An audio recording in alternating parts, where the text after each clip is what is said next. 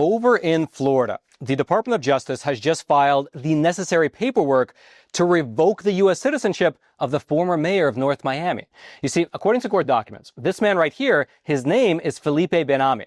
He came from Haiti. He entered the United States illegally, and then once here, he used two separate identities to become a U.S. citizen. You see, the U.S. Citizenship and Immigration Services, which for your reference, it's a sub-agency underneath the Department of Homeland Security, they conducted a full investigation, and they found the following. In order to get into the United States, Felipe switched out the photo in somebody else's passport, cut it out, and put in his own photo. And then using that fake passport, he was able to sneak into the country under the assumed name Jean-Philippe Hanvier. This happened, by the way, all the way back in July of 1995. However, Jean-Philippe was eventually ordered to leave the country. He was ordered to be deported by U.S. authorities. And allegedly, he did leave the country. That's because initially, Felipe appealed the government's deportation decision, but then later, he withdrew his appeal and he told U.S. authorities that he did return to Haiti. But in actuality, he hadn't. Instead, according to court documents, he remained in the U.S. He began using a new alias, including a new name and a new birth date, and he got married to a U.S. citizen in order to gain permanent resident status. That marriage, by the way, was in and of itself illegal because he was allegedly, according to the documents, already married to someone over in Haiti. Regardless of that, though, it all worked. In 2006, he became a fully fledged U.S. citizen. And now you would assume, given this backstory, that Felipe would just count his blessings, be as low-key as humanly possible, and just be happy with himself for pulling off an amazing heist, enjoy his U.S. citizenship, and basically ride off into the sunset. But that is not what he did. Instead, Felipe entered local politics, serving on the Miami City Council for 6 years until eventually he got elected as the mayor of North Miami. And even in that position, he wasn't without, I guess you could say, controversy. Quote, in 2018, Janice Antoine, a former North Miami city administrator, filed a lawsuit against Ben-Ami and the city, claiming he had sexually harassed her for months and held her prisoner in a car while trying to have sex with her. The aide said her contract with the city was terminated in retaliation for filing the federal suit against Ben-Ami, a councilman at the time. Now, I will mention that this case was settled out of court for an undisclosed amount of money, and therefore there was no finding of guilt against Mr. Felipe. All right, just to pause here for a super quick moment, I'd like to introduce today's sponsor, Shenyun Performing Arts. It is the preeminent best Chinese classical dance performance in the world, but funny enough, they're actually based right here in the US, and they're not allowed to perform in China.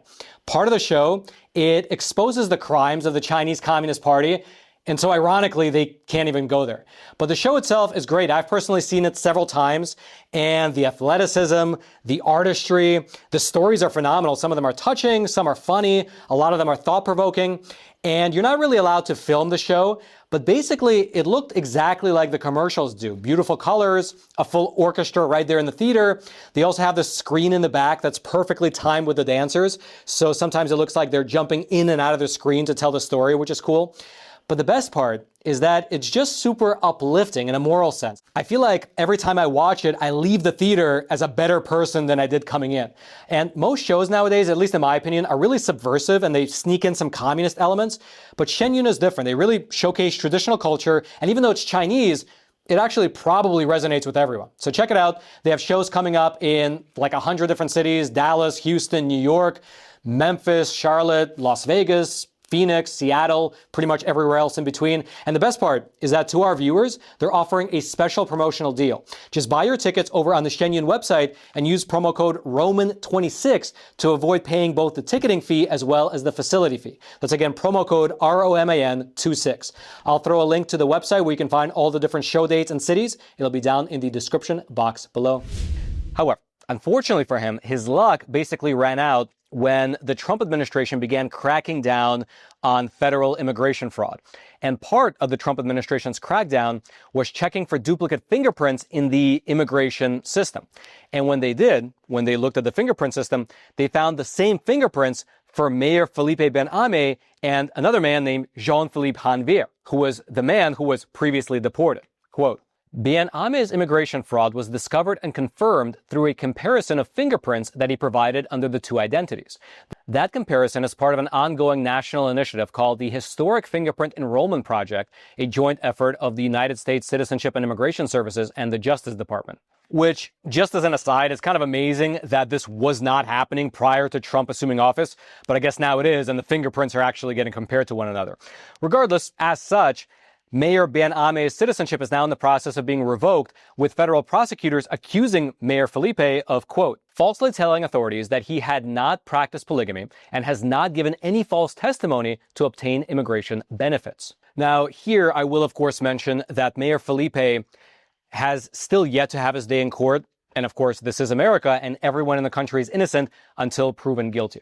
Now, one other aspect of this case, which I guess you can say adds an additional layer of intrigue, is that according to the court documents that were filed in the case, Mayor Felipe, he was marrying and divorcing multiple women, sometimes apparently even on the very same date. Quote, adding to the intrigue are court documents that say that under the name Jean-Philippe Hanvier, he married Sarah Jane Ternier, and under the name Felipe Bien Ame, he married Beatrice Gellin, both on the same date, June 20th, 1993, in Port-au-Prince.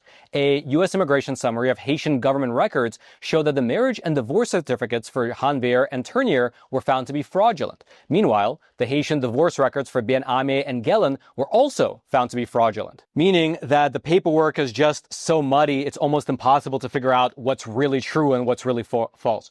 Regardless, that is where the case currently stands. You have the U.S. Attorney for the Southern District of Florida saying the following in a statement regarding Mayor Felipe's case. Quote, United States citizenship is a privilege grounded in honesty and allegiance to this country.